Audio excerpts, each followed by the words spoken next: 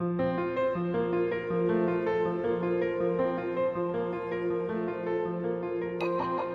is Inner Healing Paths podcast. Here we discuss the healing of the mind, body, soul, and spirit through a variety of different paths. We have emotional and spiritually minded conversations centering on ancestral healing, psychology, astrology, yoga, meditation, magic, and indigenous spiritual practices of the world. I am your host, Rosa Shetty, and I am so happy you are here. Welcome.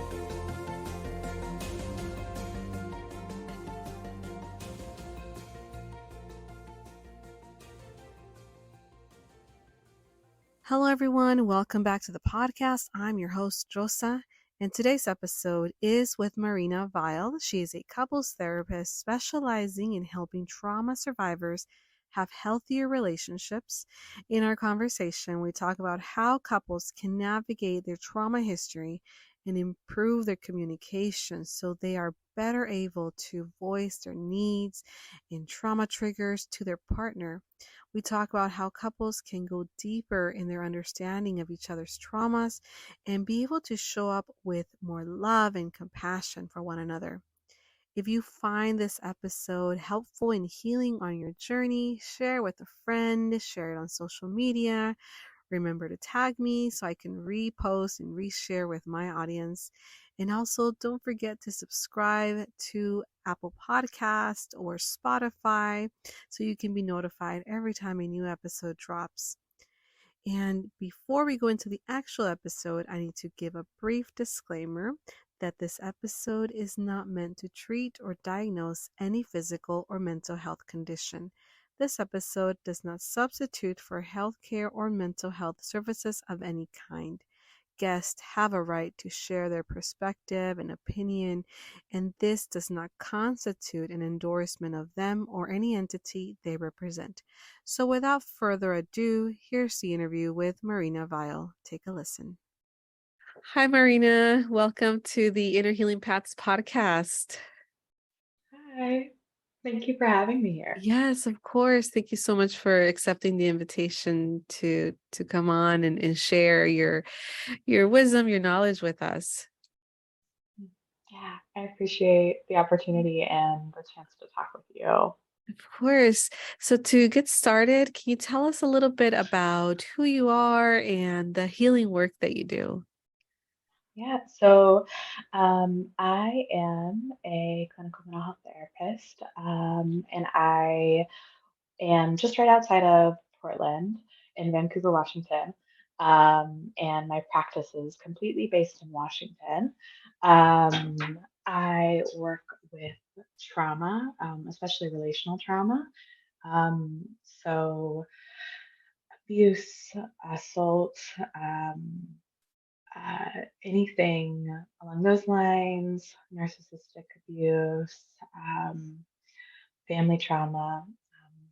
And I also work with that. I work with that at the individual level, but I also work with that within relationships.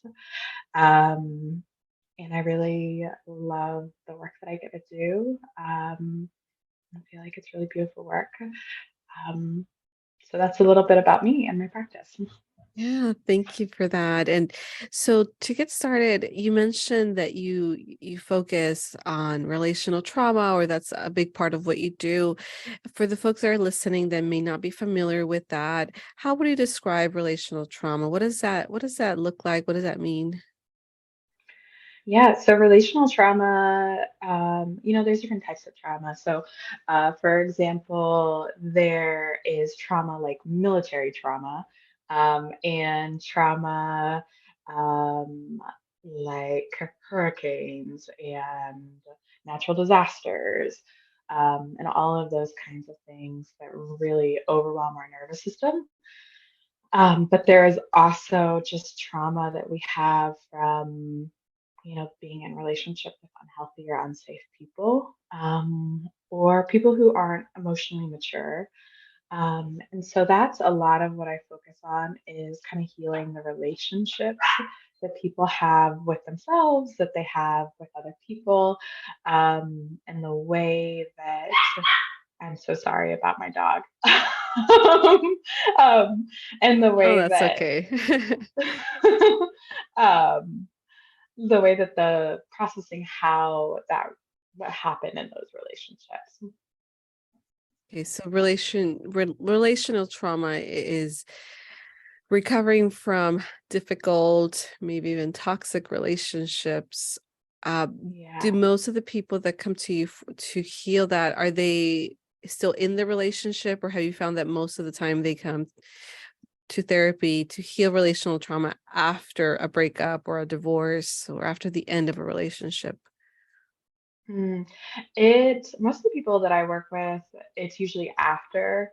But I have worked with some folks over the years who acknowledge that they're in an unhealthy relationship, whether that person is a romantic partner or a parent, or somebody else. I've had folks come to me who are have unhealthy friendships, as well.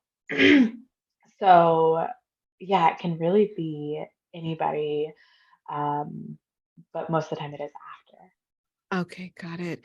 And when it comes to, for folks that have their own childhood trauma, their own things that they need to still process and work through from their childhood, how would you say that it comes into play when we're in a romantic relationship with another person? How do you Mm. see that interplay of my own issues, my own childhood trauma, and then the relationship that may be toxic or may be difficult? Yeah, there can be so many different things, that come up for people, really depending on kind of somebody's experience. Um, yeah, so it can look like what often happens that I see is really two partners who've experienced trauma, um, and they're trying to figure out how to have a relationship together, but they kind of keep triggering each other. That's really common. And that can look a lot of different ways. So, for example, um, one partner maybe might have grown up in a house where there was a lot of aggression. And when they're talking with their partner, when they're having, big feelings, they might feel like they need to look away, because that helps them regulate, or maybe that's what their parents taught them that they had to do as a sign of respect.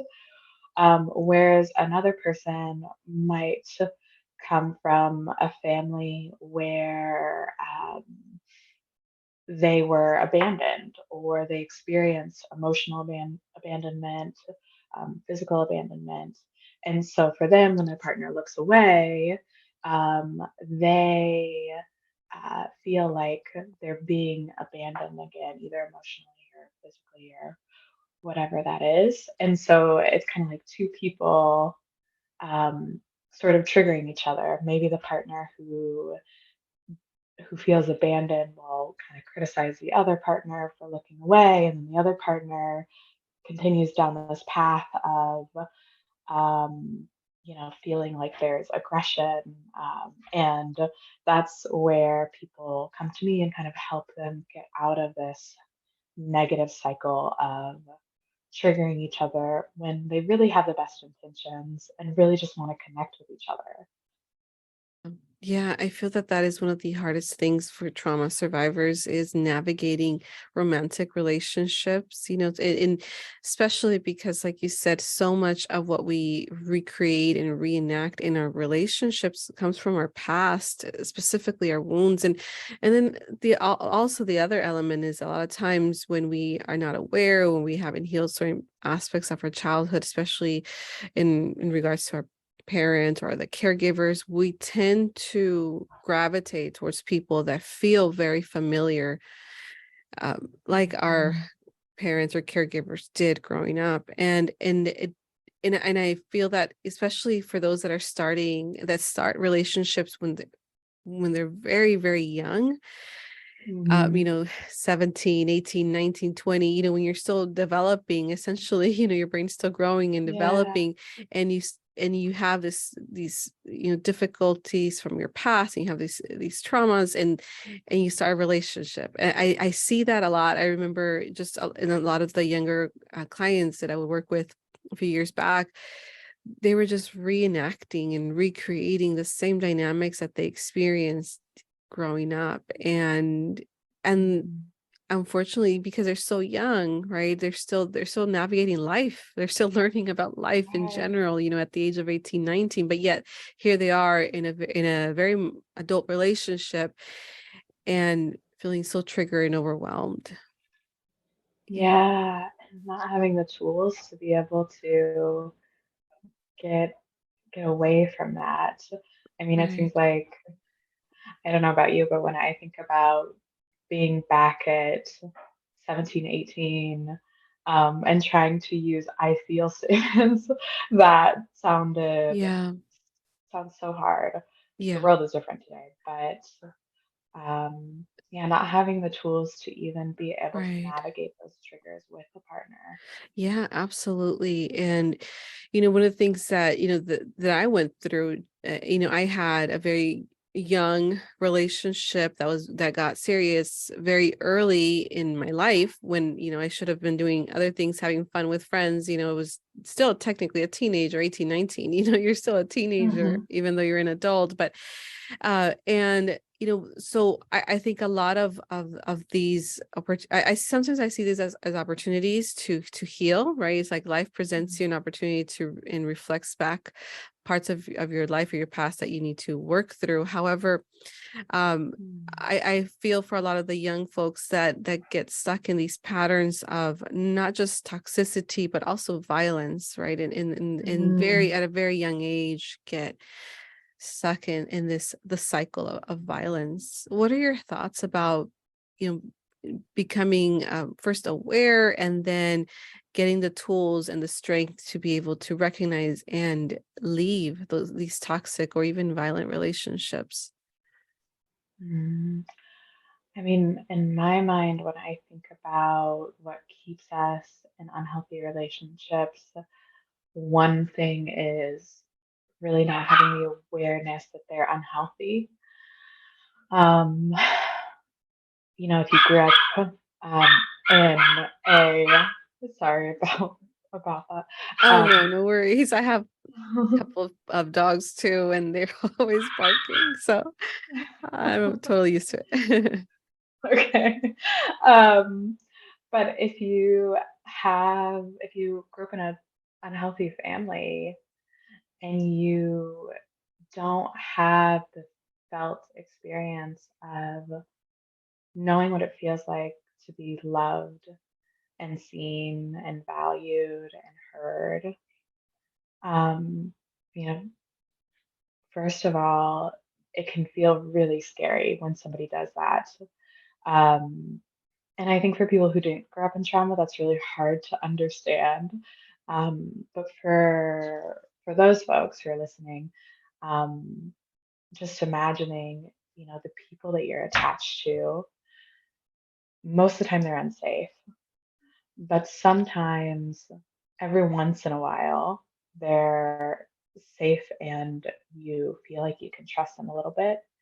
And then immediately after that, they pull the rug right out from underneath you and they're unsafe again. And so that creates this feeling of when somebody is kind to me, they're going to pull the rug out from underneath me. That's when it feels really the most dangerous.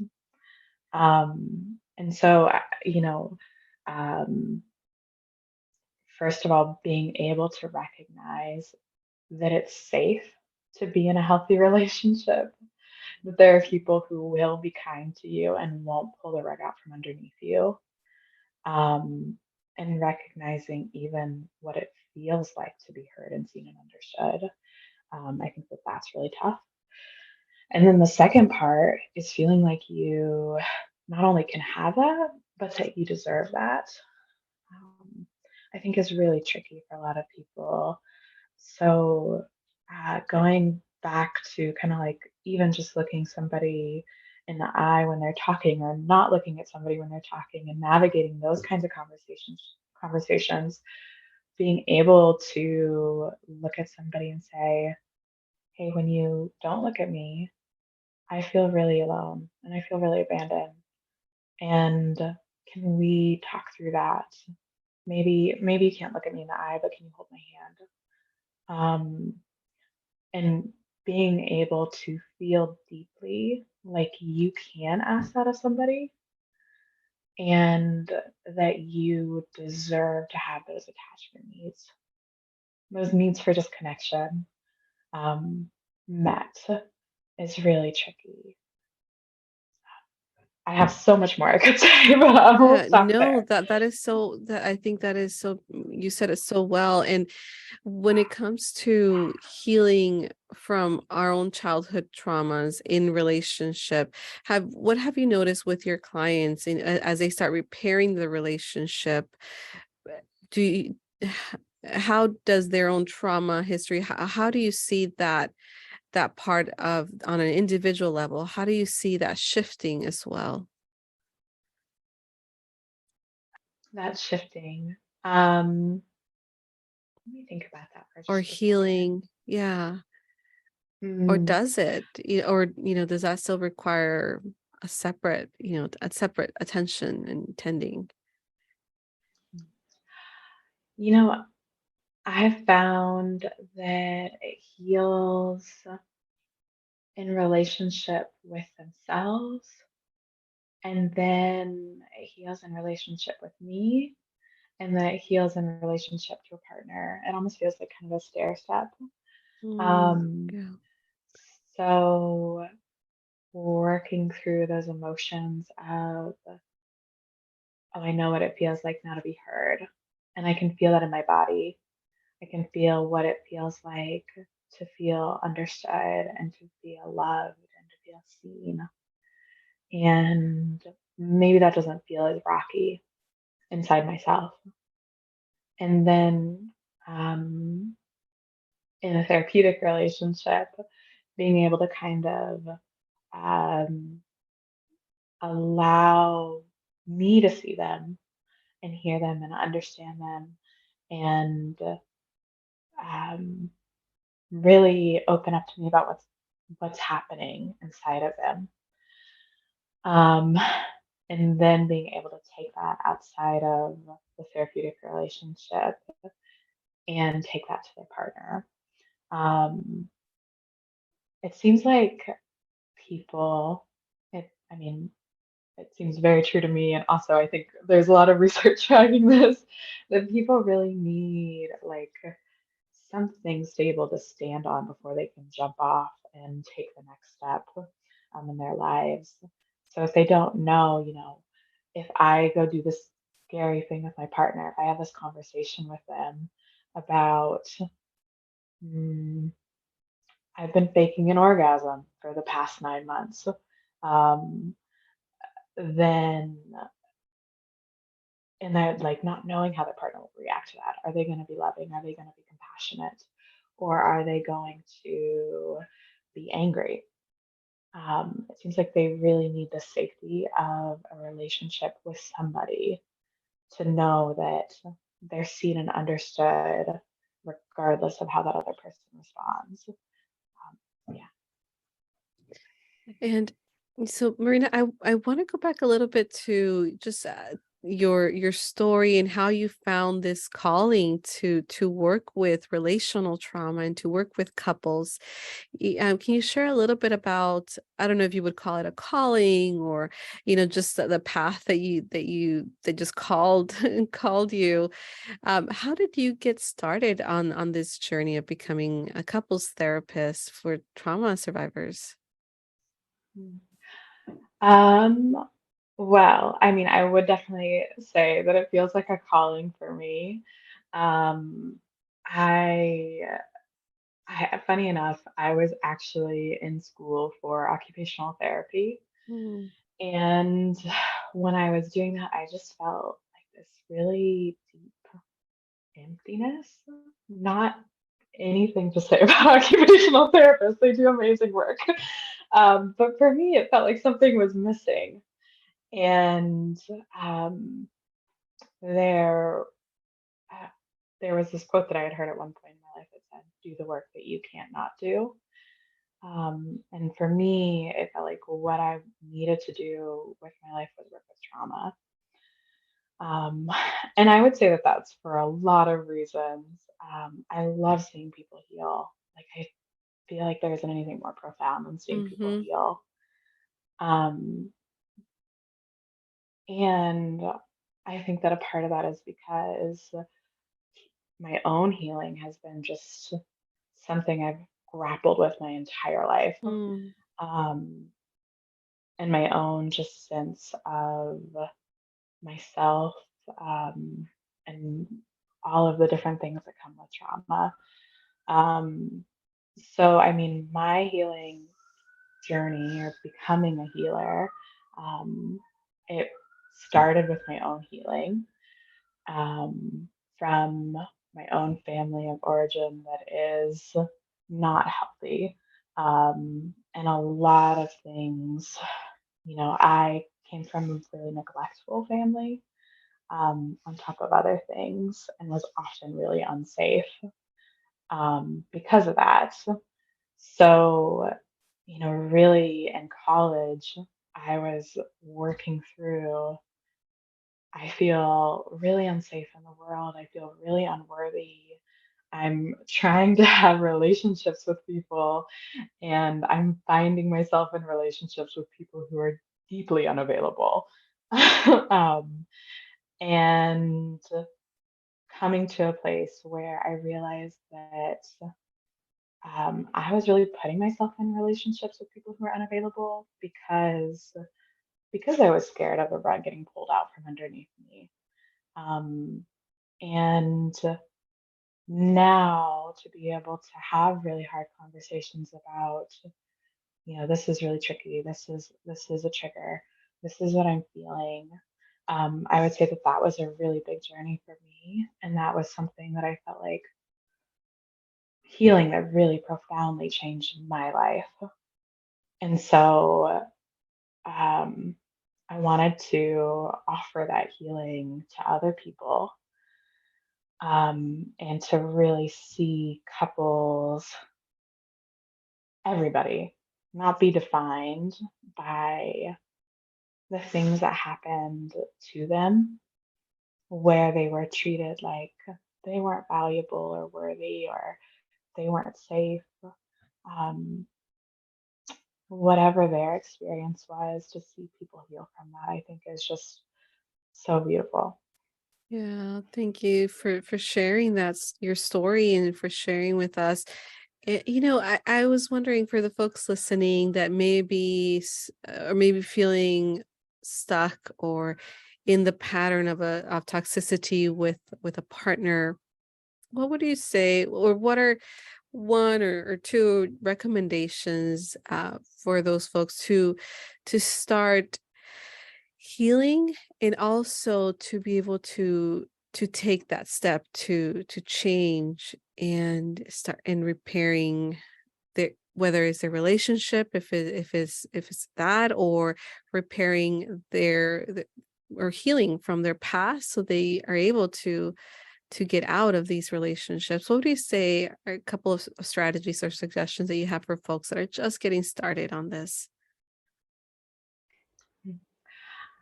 I mean, I want to just start with that you deserve healing. Um, that is something that you don't have to earn. You deserve to take up space, um, to see a therapist. Um, Sadly, I imagine that you can probably resonate with this. Sadly, I've had a lot of people come into my office and say that they don't feel like they even deserve to take up space in a therapist office, or that they're wasting my time when they have these extensive trauma histories. Um, so feeling like you deserve that because you do deserve that. Um, I think that a big part of it is just getting in touch with yourself, and maybe going all the way back to the version of yourself. I think about the inner child or the little kid that feels like the truest version of who we really are. And just remembering that that part of you was, of course, lovable, but also if they were, struggling with their feelings, if they were feeling overwhelmed, if they were feeling unsafe, you would do whatever it took to make them feel differently, and you would take care of them. Um, so, really, I think about acting as kind of like a caregiver to that part of yourself or a nurturer, um, is huge. Um, and then I also feel like, I know this is hard for so many people, but I feel like embracing whatever brings you joy. I think in the mental health world, maybe not as much in the mental health world, but on the outside, when people talk about mental health, it's all like dig into your shadows and like get in the depths of your trauma and pull it all apart and do all these things. And that's wonderful. And there's a time for that. But there's also a time for singing and dancing and going outside and taking walks and enjoying the sunshine. And I think that a lot of healing can start with feeling joy in your body and feeling safety in your body. Um, and that sometimes we, uh, especially like on social media, kind of undervalue how much just being present in our joy can be healing. Yeah, absolutely. So for you, the key is to just return to that core part within you, that your inner child, that the essence, the truest essence of who you are, who you've been, right? And you Yeah. talk about connecting with joy, and when I believe that when we are able to connect with what brings us joy and really experience and feel that, we are connecting with that part within us that where our inner child lives, right? The home of creativity and feeling at ease and feeling that sense of joy, and being able to welcome that is where is the home of our inner child. So when we're able to connect with that, we're really connecting with that essence of the truest essence of who we are. So thank you for those reminders. And do you, I know I didn't ask you this ahead of time, but I was wondering if there are any books that you recommend for folks that want to learn more about relational trauma or healing in relationship. Do you have one or two books that come to mind on that? What? Oh gosh, that's such a hard question. I feel like I know, because there's so many books, right? you're Yeah. right. Well, if you could, yeah, if anything comes up later, just send it to me and I can put in the show notes for folks when the episode releases. It could be in the show notes. Yeah.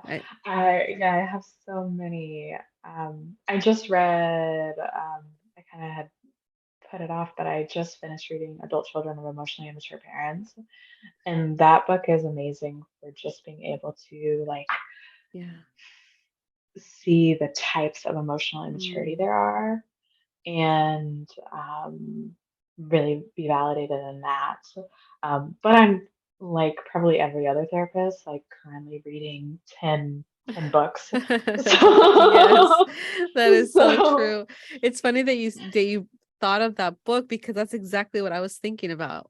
mhm, When I asked you that question, that book came to mind. So yeah, that is a excellent book to understand your upbringing and how it is impacting you now as an adult. To understand your yeah, caregivers, right? Your parents, and especially and so many of us, right, that experience childhood wounding and trauma, is as a result of our parents not having that capacity to truly be even just a good enough parent. Right. Hmm. So I Yeah. think that that's an excellent resource. So definitely for the folks listening, check it out. But if you have any other recommendations, Marina, let me know and I'll include it when the episode releases.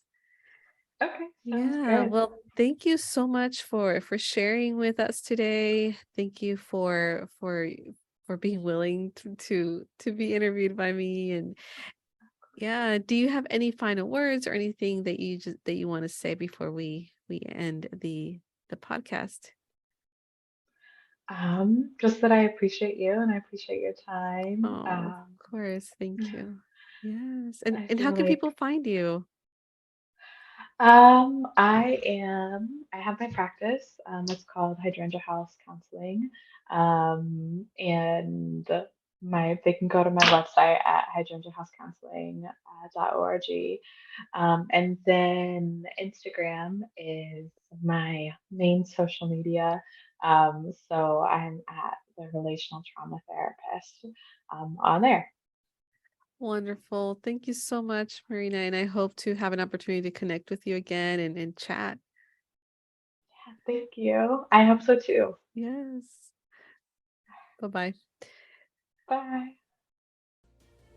I hope you enjoyed this episode. I hope that you found it healing and nourishing to your mind and soul.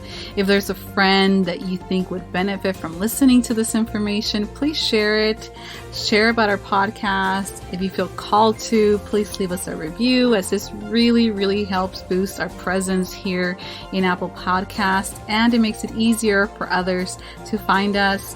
To stay up to date on new episode releases and special events and projects that I'm working on, you can follow us on Instagram at Inner Healing Paths Podcast.